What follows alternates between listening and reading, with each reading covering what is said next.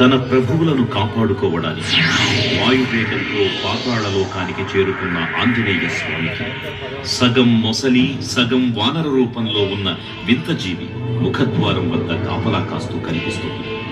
ఆ జీవి మకరధ్వజుడు అనే తన పుత్రుడని, మహాసముద్రాన్ని దాటుతుండగా నీటిలో పడ్డ తన వేదవిడు ఒక మొసలి గ్రహించడం వల్ల జన్మించాడని తెలుసుకొని ఆశ్చర్యపోతాడు హనుమంతుడు.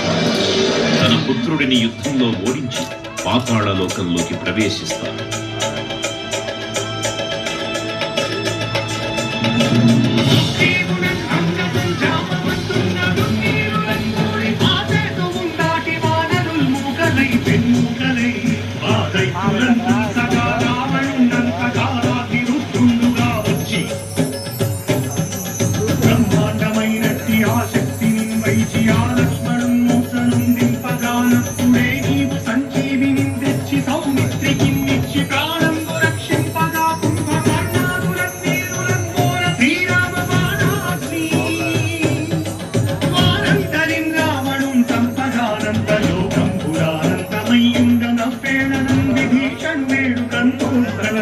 పట్టాభిషేకంబు చేయించి సీతామహాదేవిని తెచ్చి శ్రీరామునిచ్చి అంతన్నయోధ్యాపురించొచ్చి పట్టాభిషేకంబు సంబంధమయ్యున్న